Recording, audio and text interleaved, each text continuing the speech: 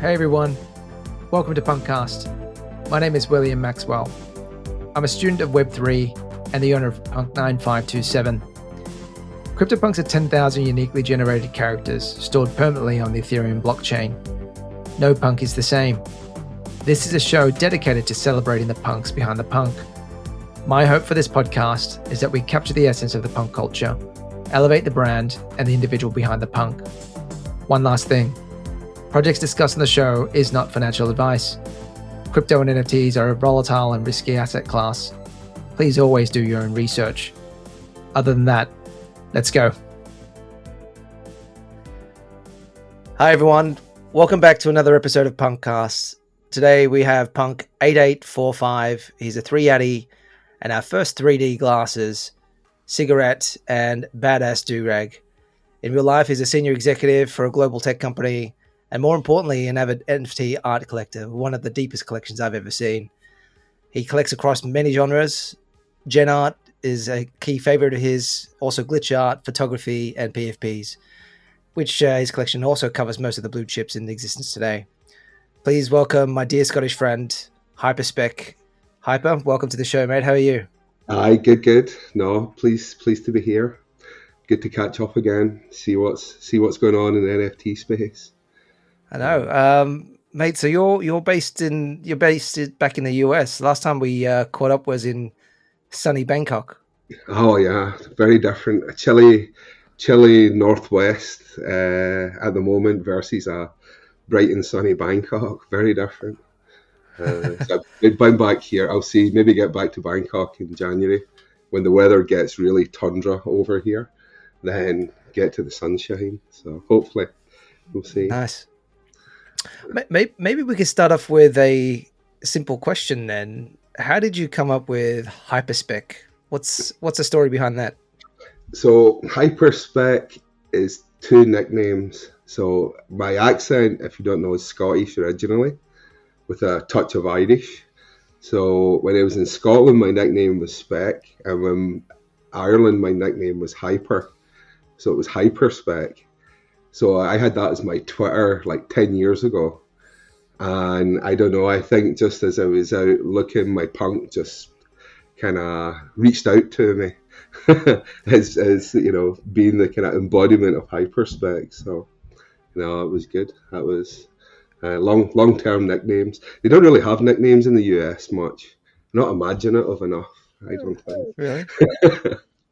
I thought they probably would have allocated a lot more nicknames. In Australia, like everybody has a nickname, right? So same Scotland, Ireland, everybody has a nickname. US, no, not really. Yeah, okay. Rarely. Well, Hyper's very fitting now. I mean, 3D glasses, punk. I mean, that's definitely a Hyper for me now. Cool. And so Hyper. So talk to us a little bit about, I guess your roots, your upbringing, your background, and eventually how you sort of found your way into Web3. Oh, well, I was born in Scotland and I went up through university in Scotland. So I done my degree physics, PhD in physics. And then after that, there was no jobs. So I left and moved to Ireland for work. And then after a while in Ireland, I moved to the US. So all kind of tech, high tech, nanotech stuff. But as far as crypto, I think my first buy was about 2017. A little bit of ETH and Bitcoin, just a tiny amount. And then I just watched it more. Bought a little bit, but not much. But then when the COVID crash hit, I went in pretty big and never looked back, really. You know, went through DeFi summer, absolute chaos. You know, it was crazy, you know, August 2020 approx. And I come out of that with like 100 plus coins. I farmed anything and everything. You know, you won't believe some of the protocols I've got. You know, they're ridiculous. But then as I was coming out of that, I don't know, like I enjoyed DeFi and I kind of understood it pretty well, but I started looking at the art stuff. And I was watching, you know, Nifty Gateway back in the day when it had the Beeple drops and other stuff. And it was just kind of getting me kind of thinking about it. And then at the end of 2020, I decided, right, take a chunk of crypto asset and turn it into NFTs. So that's where it started, kind of January 2021, almost 2 years ago. And I Nice. never looked back. Crazy. Right. So, just to go back a little bit, you said you studied physics, like you did like Mhm. a PhD in physics or something. Yeah, So you, electron microscopy of magnetic materials. as I said, I didn't realize you were basically a doctor in physics. That's kind of Uh, cool. And so your journey from that in the technology and what you sort of do in the real world, was it an easy transition into well, I crypto? still do both, though. I still do both. I still like the science of what we do. In a way, it is art, except a little bit different. We kind of do atomic engineering effectively. We build these like nano devices, only a few thousand atoms in size approximate. So you're doing that, and again, it's a very abstract kind of research development thing. So if you take that more to my other, I do love art in general, but also got that degen tendency. So combine those up, and that gets you moving this way. Combined with, ability to absorb, pretty good risk. We do a research, but you still have to take a lot of risk in this space. But all good so far. Not complaining. So Even at definitely the a risk bottom of the taker. bear, I'm not complaining. And what kind of art do you do personally? Personally, well, it's interesting because as I've collected many different types, I do love photography. I got quite a large photography collection. I like that space, but I do like, more recently, like glitch and animation. I just think it's kind of, I don't know, it's good to kind of express yourself. It's kind of simple, glitchy, fast, but I don't know. I think there's something interesting about it. Even the community of people, they're all these crazy people just drawing shit. Which is different to your classic PFP crowd or other Yeah. areas. So it's just interesting. So I just keep me busy during the bear market. Just do a little bit of glitch art just to keep me S- amused. Nice. And so in real life though, before NFTs, you actually had a bit of an art background as well, leading into it, like A photography, or little just had bit. a Have just a few pieces, but the problem is I just don't have enough space. as it.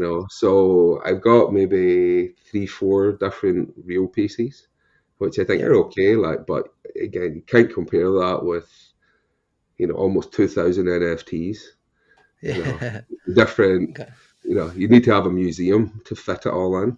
So it just takes Got it. art connecting to the next level. And so take me back a little bit. I think you mentioned Nifty Gateway sort of piqued your interest when it sort of kicked off, and that was probably similar to my journey. I went through DeFi Summit, which is a little bit crazy as well. But Uh, so maybe talk us through your first NFT purchase, and what First interested purchase. you. And So as to say, like I was looking and I watched the Beeple drops and I didn't understand it fully. I wasn't really I wasn't aware of Beeple in the past, so I kind of watched it, finger above, and I'm like, no, why would I do this? And then I gradually, as I say, I got to the end of 2020, and I decided at that point I was going to get maybe some token type NFT thing, some protocol, or kind of launch type thing, and then buy some NFTs. So really, at that point, there's no Bored Apes or anything. Really, you had crypto kitties and punks. So that's what I decided. It was just starting into 2021. It was my birthday coming up. So I thought, right, go and buy one. And that's why I bought. First NFT was my punk. Never wow, looked back. And it's the only punk I've ever owned is that guy. I just I can't bring myself to get another. That's the punk. the punk. Yeah. Um, Wow. So your actually first NFT was a punk. Yeah, 8845 was my first. Wow. Okay. So let's unpack that a little bit. So when did you first hear about punks, and how did it sort of lead you up to that purchasing decision? Like, Oh, you know, that's a good one. Again, I probably picked up before Christmas, and then just watching, as you watch Twitter, watch what's going on. I don't know, like I just had this feeling like I wanted to get into this space, and that seemed like the perfect entrance. Start with the punk, and then art blocks came after that, and then it was yeah, still quite a few months before Bored Apes made an appearance. got If it. I bought a big chunk of collection before any of that appeared, you Yeah. know, I'm an early investor. Yeah, no, you got to know that. I've got it up on screen now. So basically, you bought a 3D almost like 2 years ago now for 7 ETH. Uh, What an absolute bargain. So and when you were looking at, I guess the traits, were you looking at any specific traits? Were you spending a bit of time looking at traits, or oh this no, was just sort of absolutely. Like the punks in those days would spend hours and hours staring over all the different traits, you know. But I felt I liked 3D. 3D just popped, more than any of the others. I was looking like, because I know people like hoodies and stuff, but I don't know. I'm a 3D maxi. I just think they have more pop to them. And then the cigarette because I smoke, and the beanie because I wear a beanie half the time. More often than not. Up here it's too cold, so you need a hat. So I thought it nice. fitted pretty well, fitted my personality well. And so back then as well, when you bought your CryptoPunk, were you hanging out on CryptoPunk Discord, following a lot of Uh, punk on yeah, Twitters? there was quite a few people in the Discord in those days. It's quite quiet. It was actually okay. It wasn't too bad. Early 21, it was reasonable. Like it really started picking up later 20.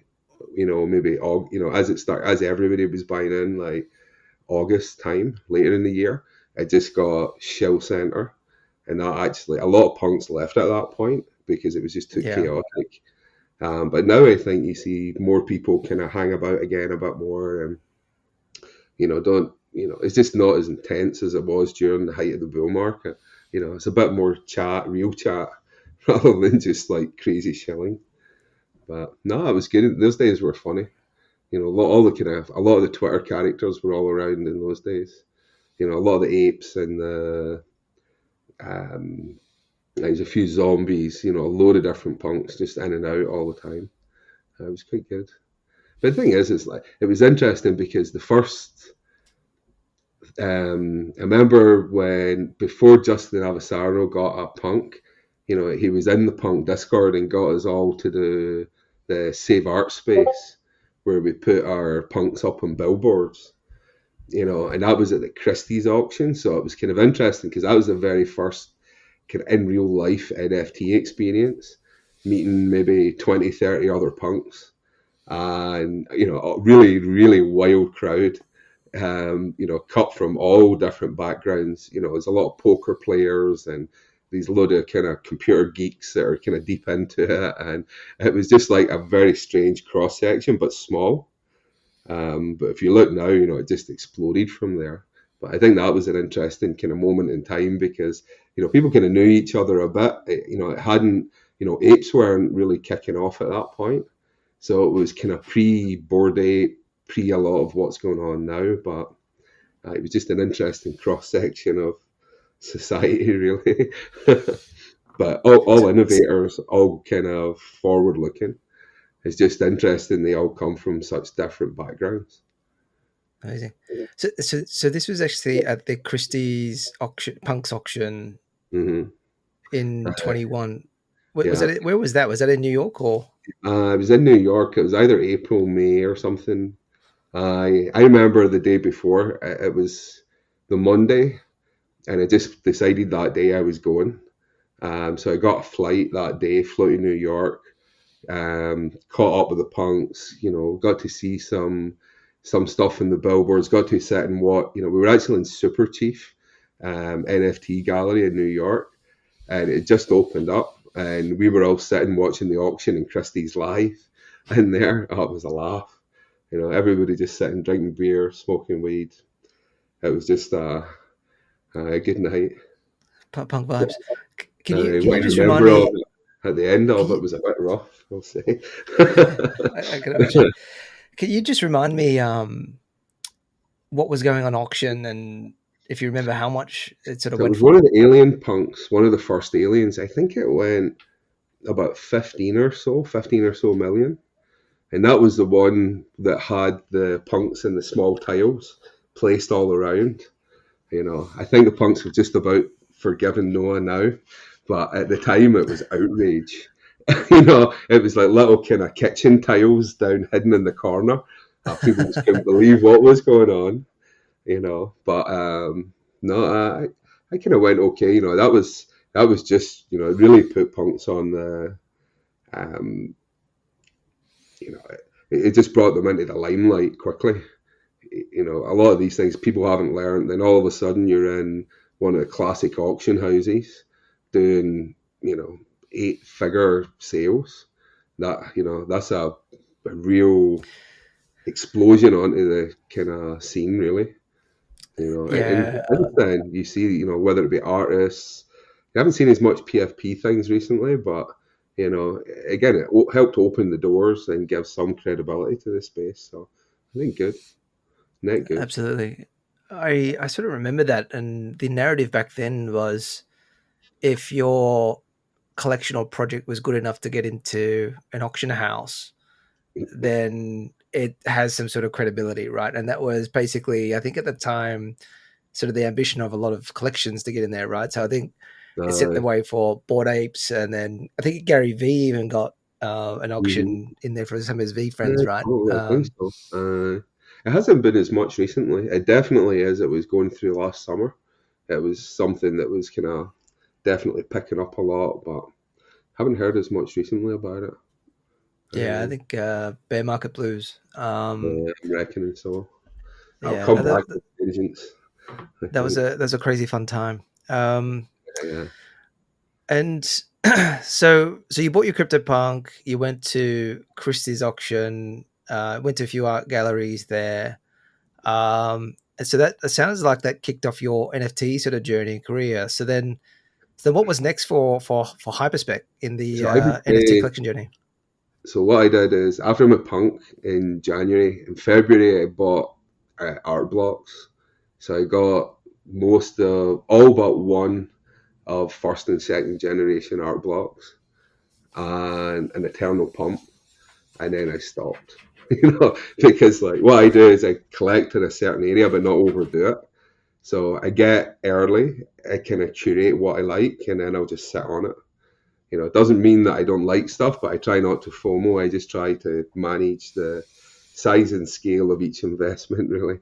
So I got art block very early, and then like when Fidenzas came out, I'd already stopped buying for quite a while. It was all kind of February, March, maybe a bit of April. I think once it started to be 300-400 bucks a mint, and everybody was,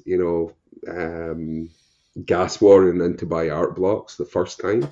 So that was probably March, April 2021. That was just put me off. So I slowed out after that.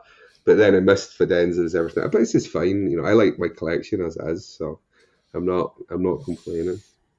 No, But it's that crazy. I had that part. But then, as I say, I never bought any other punks. But I understood traits and stuff.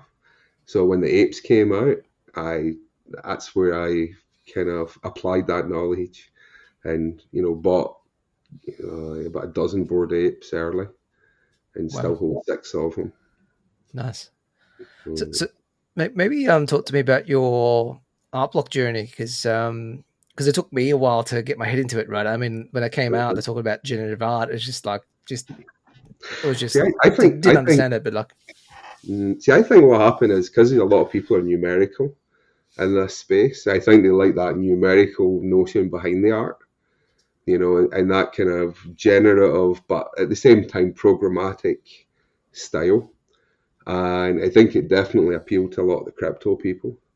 Um, And as well, again, it was very ambitious at the time. People forget, people look at Squiggles now and you see them every day. But remember when Squiggles come out, like, they weren't even selling out. They took weeks. It really was before it had any real momentum, or it was the kind of true, I don't know, almost the true believers, whether you win or lose, you didn't really think about it. You just thought, right, shit, this looks pretty cool, let's try it. And, it worked out okay in the end. So you minted Squiggles? I didn't mint Squiggles, but I got a couple quite early. I think I like Squiggles. Squiggles are very good. Again, it's what they represent. It's what's, the key part, really the whole art blocks kind of movement. Think about these are the kind of first ones. So got everybody's imagination going. Again, that's why I think like those first generations were the most, you had to be braver because there was nobody before you. So you're putting stuff out there that people hadn't really seen. So, some of them you can be critical, not as solid as the more recent. But in their day, they were the more ambitious, because there's no precedent set. They were kind of treading the new snow. So I think it's a good move. But definitely at that point, though, the most ballsy move I made was buying the Eternal Pump. I remember the day it dropped, and I was at work, and I was fumbling with my phone, and I couldn't get it. And I had my rationale, because think about ringers at the time were, 1,000 flooring about 5 ETH or more, and I thought the pump looked better, And that day I went and I bought on secondary, and then that was my biggest NFT by miles at that point. So maybe you can talk about the project a little bit more, right? So it's a special one by I think it's Dimitri Cherniak, right? Yes. So that was one of the earliest. It's not curated art blocks, but it was a 50-piece drop, and everybody, lots of people were chasing it in the first day, but it's still a small crowd. But I went in and I bought one, expensive, 25 ETH at the time. Wow. And then I was almost sick when I was buying it because I wasn't sure at all, but I thought I want to get it. It was interesting because thereafter it goes from, the typical crypto goes from 25 to I think 6 maybe up to like 420.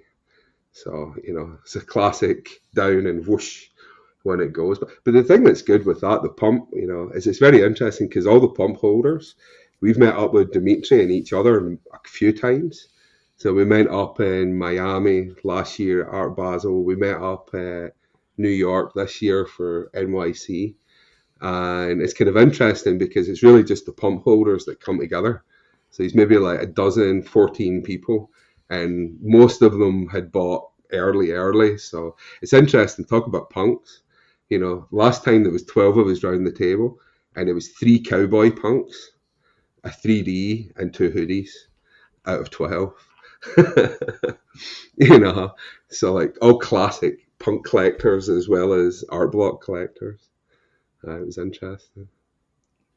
A group of guys with good taste. And so did Eternal Pump come out before Ringers or? No, after Ringers. Ringers came out after January.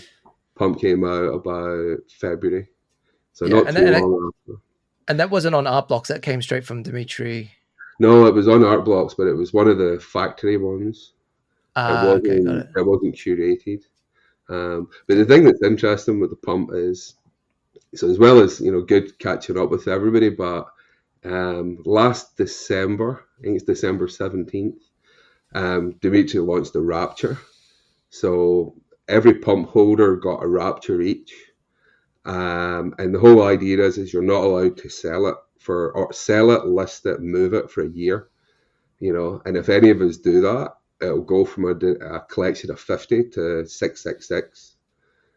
So, it's basically, the idea is, watch the degenerates not sell.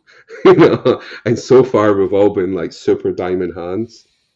The only one that we worried about was 3AC getting, because people were, some of the VCs were buying that were getting liquidated, and we were worried that we were going to have to dump it So it wasn't the DJs that were weak, it was the VCs that were weak. So, but I think from what we know, we'll be good through December 17th.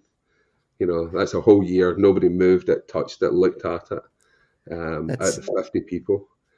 that's So, super interesting. So the current supply, let me get this right. The current supply is 50. yeah.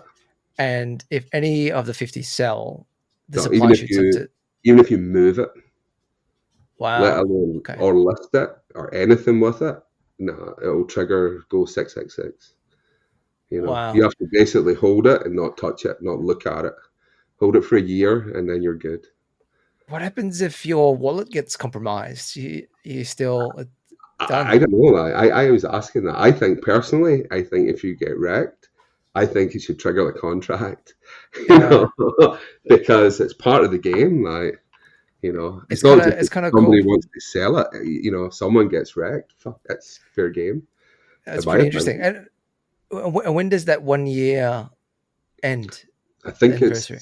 17th of December. I Oh think so. wow. Okay. Because when And it dropped, we all got on Discord and watched them one by one minting.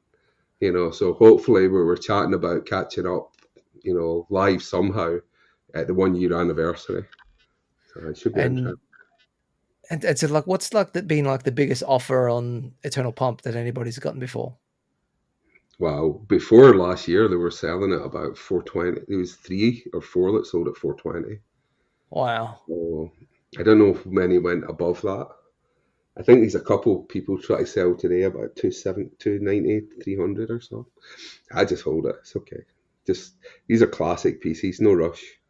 Hold it for the next 5 years and see. Well, there's Sell a it. bit of game. I'll sell it to one of the big galleries. Sell Well, it to there's a bit me. of game. There's a bit of game theory, right? If you take 420, you could just make your money, dump the supply, and then just buy back in. Could be 420 is art, it? but it's art. It's not like this stuff you don't fuck about with. Yeah, you I wouldn't that's super flip. cool.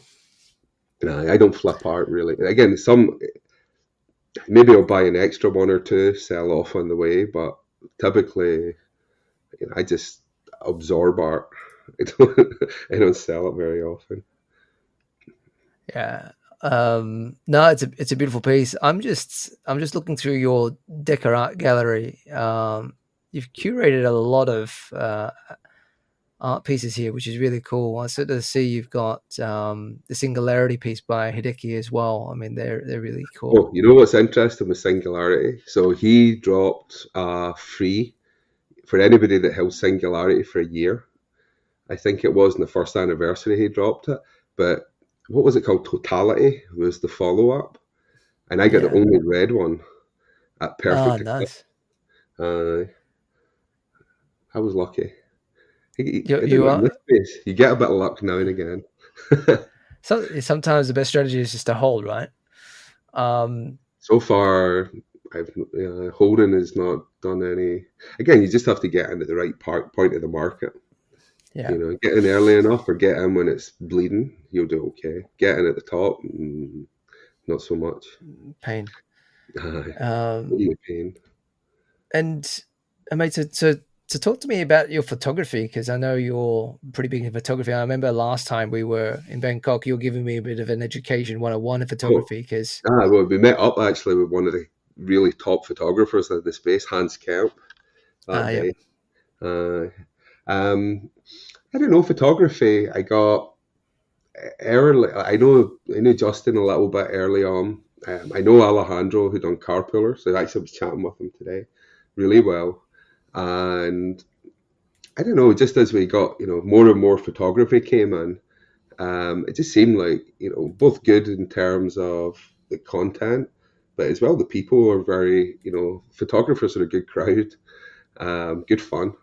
Um, and then I would say if you look at NYC last year, it was good for meeting up with a few different photographers, like TJ Thorne, definitely good friend, and many of the other guys.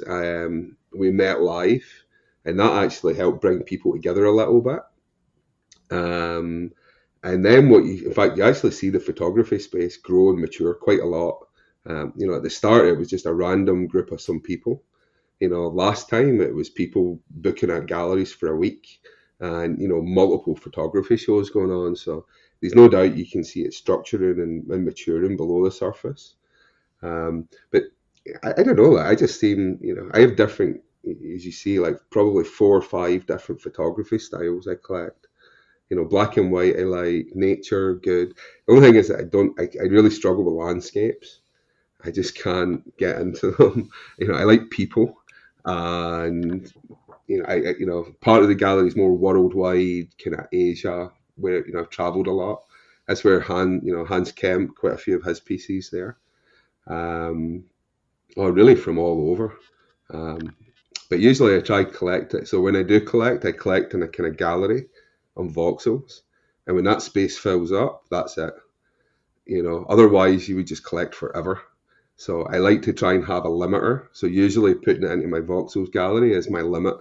Once that fills, then I'll try and break away, go do something else, not get too caught up in it. Although I still do look at photography every day, but I've been putting more time in glitch than photography recently, just to kind of take a breather. So, I mean, just as a new person coming into having a look at photography, like where do you start? I mean, you sort of spoke about landscape, different categories of photography. And is it just more of a personal preference on aesthetics, or how would you sort of unpick which one's good from which one's bad for you? I don't know. You have to kind of a little bit trial and error, because a few of the first ones I bought in photography were landscapes. And it took that for me to realize that I'm not really a landscape person. It's just as I look at them. See, the one thing having them in the gallery is you look at them every day. It's not hidden in a wallet. So you get to look at your art all the time. And, what do you like? What do you not like? What catches your attention? And usually what I do on there is I just try to curate different spaces. So usually when I buy my art, I don't buy random. Quite often what I'll do is if I see a piece on Twitter or somewhere on Foundation, I'll kind of copy it and paste it into my gallery, and then I'll leave it for a couple of days. And if I like it, I'll buy it. If I don't, I just ditch it. So it means that I kind of test it out a little bit before I buy it. I don't necessarily tell them. Sometimes I tell the people, sometimes they don't. But you just want it to sit right with yourself and not just be a kind of kind of buy it and then just throw it away, discarded. You want to kind of think about what you're buying. Yeah. No, I feel and I sort of do feel like the photography community is pretty strong, right? I mean, they go pretty hard, those guys. I don't think that. You're right. Again, they come from all different types, because there's so many different styles of photography. You get all the people. In fact, a lot of the people who do the landscape, they're really great people. I get on really well with them. It's just not what I collect. Whereas I do like street, kind of more gritty, black and white street type stuff, or something that's got a little bit more twist to it, not just plain boring, but something that's got a bit of edge to it, something a wee bit, something to look at it, so you look at it twice. Yeah, gotcha. And mate, we can spend all day in your collection here. I'm just looking at some of your Hackatowers as well, man. You got a pretty big bag of Hackatow pieces. I like Hackatow's probably, I would say from a digital art perspective, probably my favourite. I got quite a few, but I got lucky there. Like a couple of those pieces I got through Nifty Gateway raffles for $23. Oh wow! Two of them, like a few of them cost real money, but a couple I got in the raffles, so I was delighted. Nice. And do you have? Is this a X copy? Is that a 101? The Euro? The green one? No. So what that is? About near 2 years ago, there's a guy called Yuri Mirin, and I bought a piece of his art, and I don't know. I think X copy tweeted it, and then right after it, this guy was so happy about selling this, he released this collab with X copy. And it's interesting because if you look in at the notes of it, all our names are on it. because we're the people who the Yuri sent out to that day. So it'll be forever kind of locked in the blockchain of who had this. So that was interesting. I Nice. think it was like 15 or 20 edition. Like what I don't know, priceless really at this stage. I don't know. I don't even look. So, Hyper, I think you're one of the people in the space that, for lack of a better word, is a bit of a whale and a bit of a tastemaker in some ways, right? So I think I sort of get the sense when artists see that they're in your collection, they're super happy and they love building that relationship with you. That's So true. maybe just a question for just out of curiosity, like, I mean, what is it about collecting that you enjoy the most? Like, and I guess why do you collect? It's a good question. I don't know. I do like, as I say, I do like in my own space, in the galleries and stuff. But, again, sometimes you have people visit, you walk around, but, I just do enjoy it. I like visually looking at it. And as I say, like, as I've looked at more and more art, I start to, and you find this with a few of the collectors, they're kind of artistic at heart, but they don't always show it. But as they get more and more there, then all of a sudden they start doing a little thing on the side or playing, and you find like a lot of these people are actually very good artists. They just have picked a different path in life, but they've always got that artistic kind of thing with them that they always they'll always carry it with them. Um, I think you see that happen quite a few places. People start to I don't know, they curate first and then they just start to have enough confidence to try their own stuff. You know, Hmm. I'd say the biggest challenge is just getting enough time to do it. If I had more time, I'd love to do more art stuff, but I try to do it the weekend, but just It's hard. the real life job and keeping, tending to normal crypto, it takes up most of the week, you know. Absolutely. Uh, Uh, And so, what sort of collections are you eyeing off in this market? Like, are you looking at anything in particular, or I haven't looked too much. Like the last big buy, I think I made a noun back a few months ago, maybe 3, 4 months ago or so. very cool? Um, How do you feel about them removing the Discord? it's interesting. I need to. I chatted with a few of them, and just get. It's interesting to see what the end vision is with it, because you'll always have groups of people, like-minded people, come together. So if you really want, decentralized as each individual person not interacting and kind of separate, maybe. But in reality, you're going to get clusters of people start to form as things grow. So I don't know. In a way, I think it'll be interesting. I think you'll see a new chapter of nouns coming. As the Discord goes, but I think you'll start seeing it, more spread out. Not a central focal place anymore, but you'll probably have DAOs got their own Discords and other people doing stuff, and communication still has to occur. It's just whether it's in that environment or not. So, Hmm. but it's a risky, it is risky when you look at it. It's hard to, if you look at all these projects, they all have a moment in time that's a challenge for them. All of them have, whether it be punks or apes or any, they face different challenges over time. So to me, this is just another one like that. The question will be, do the nouns survive and keep moving or not? Could go either way. I like their kind of ethos. Just do good shit. Don't expect paid back immediately or if at all. But spread the word, get people, enable the world, and spread a bit of Web3 chat as you're doing it. So to me, it's a good, still a good kind of ethos behind it. So I think I'm okay with it. I just don't. I hope they don't implode with internal politics. But we'll see. Again, it could go either way. Absolutely. I'm not going to go sell mine out tomorrow. Don't worry though. These things don't fluster me. you know. And when you look back on, I guess, your NFT career to date, do you have any memorable or notable best wins or losses that come to mind?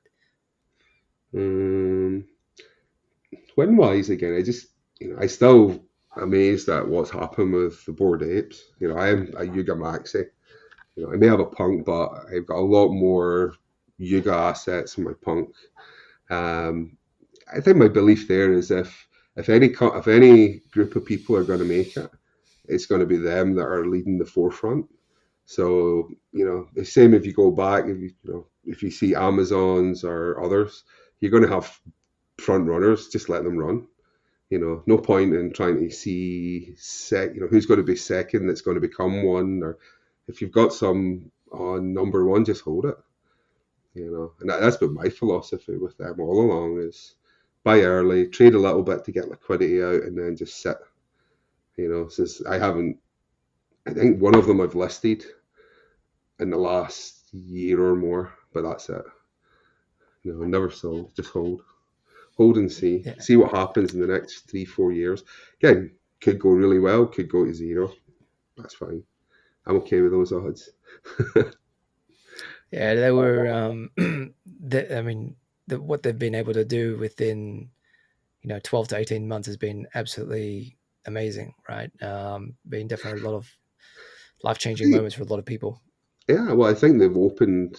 Again, they've tread the new snow in a lot of places, and because they're the biggest, it's like if you look at the recent SEC stuff, it's inevitable that you make something 4 or 5 billion, you're going to have the SEC peering down your back of your neck, looking to see what's going on. So I think that's okay. It would be expected, But I think they're going to be the first of all of these. Like if they get a game that actually works, you're going to see others follow in. If they get, there's no doubt they're, being able to go and see Snoop and Eminem live, that's just unthinkable, really. Like, so, they've got the real life experiences as well as some of these other things. So, again, still a very speculative view, but again, as good an option as any that's out there, I think. Absolutely. Yeah, I'm in no rush to get And rid of my Yuga. I'll hold Yuga for a long time. nice. And do you have a favorite punk personality that comes to mind? Oh, I was thinking of this question. It's a tough one. Like, no, I don't really. I like all the punks. They're all different in different ways. Like all the OG punks are all good. Some are more out there than others. Some are more they're just cynical in the background. So it takes everybody to be that community. But one thing I've always felt, you go back with OG punks, they've all been very, very friendly and helpful to each other at all times. Um, I don't know. It's just the kind of it's like one of your other questions. What's the punk? Punks are the OGs of the space. They're the kind of if they're not they should be the stability, the kind of wiser people in the space. Some of the new stuff goes, but for me, punk should be the stability, like the wise ones. Any so which kind of OGs sort of were you connecting with back in the day or even now? Oh Jesus! I don't know. Everybody just kind of connects up in different ways. Yeah.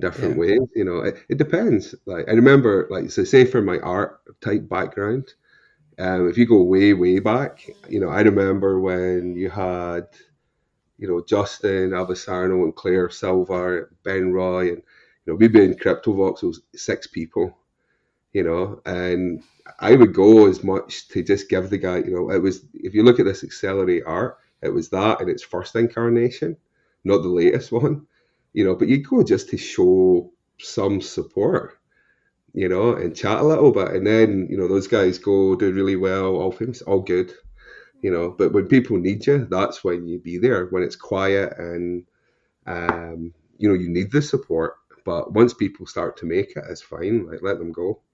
Yeah. I think that's happened with a few different people. You've met I've met along the way. In fact, I don't know, countless people who have kind of started small and got into super rare and just grew in the space over time. So it's just good to be connected with people. And again, you know what? I hate being overshelled, but when people are trying to do something good, then you should go out your way to help support them. Yeah. Absolutely. That's the punk No, way, I think. yeah, no, I think Justin and Claire have done a fantastic job at what they're doing, and Oh, in some ways also elevating the punk brand too, right? oh, absolutely. But again, like, everybody, started off kind of, just getting to know, again, different people have grown in different ways. So I think it's great. It's all good. Like, all, as you say, good for punk brand. Um, it means that. And if you were to describe punk culture in a few words, how would you describe it? Oh, as I say, I think it's OG. It's the OG of the space. I think punk's mainly coming in. I think mainly coming in from a crypto side, crypto angle.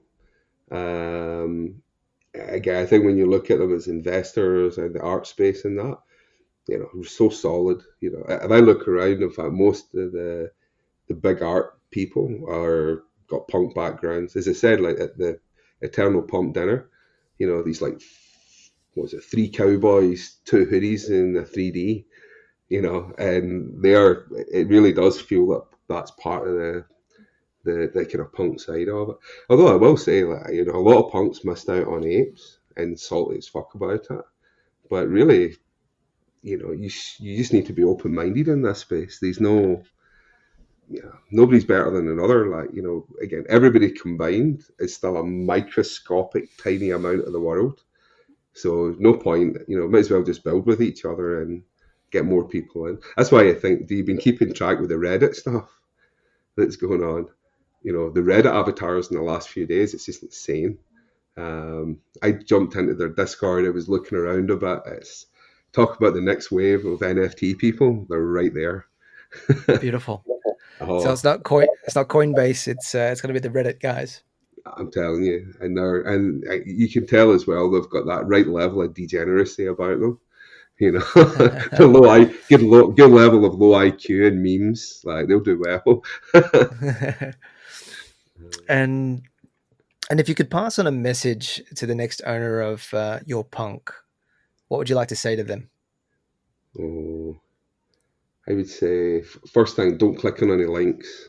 It's not allowed. Put it on a ledger. Keep it. In fact, keep it on the ledger. Don't click any bloody links.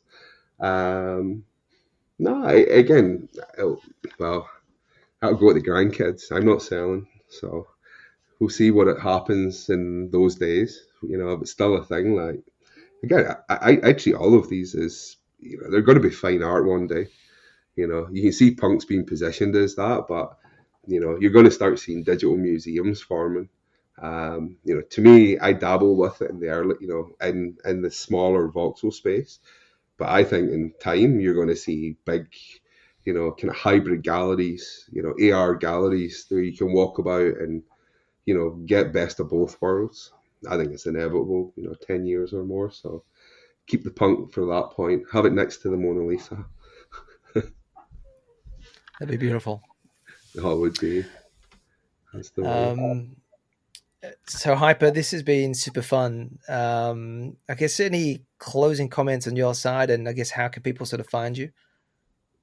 Um, I'd say, well, closing comments. Good to chat. Good to catch up again. Hopefully next time we'll meet live for a beer. That'll be For good. sure. Um, I think again, to me, I'm a big fan of the Web3 space. I'm a ETH Maxi at heart, but big fan of the Web3 space. But really, people should just get in contact with each other in a positive way, not in a shilling kind of way, but in a positive way. And again, every day you're getting connections and contacts, and some work, some don't work, but just get out there a little bit and try help each other. I think is a good move. Um, the best way to catch me, I keep all my DMs shut down. So, Discord, almost never look at them. And on Twitter, I keep it pretty locked. Send a message and I'll find you. It's the easiest way. Send a message on Twitter and I'll find you. I just don't open up because it's just too. Um, Risky. an amount of DMs I can handle, but not a huge amount and not random. Even with the kind of roughly lockdown, I'll still get a dozen a day. That's enough for me. Um, I dread to think about some of the people on Twitter, just how many DMs a day they get and how offensive they could be. So I just don't need that shit. I just stay one layer behind and, make art, buy art, chat with good people, but no reason to be in the limelight side of it. I leave that to boys like you. You go and help get brand punk, and we'll help build it from below the surface. Awesome. Amazing. Well, Hyper, thank you so much for your time today, man. It was fun, and I'll definitely take you up on that beer whenever we sort of catch up next. January in Bangkok. Let's do it. Could be a goer. Excellent. Well, guys, that's a wrap for PunkCast for this week. Thank you so much for listening in, and we'll be back again next week with another episode. Bye for now.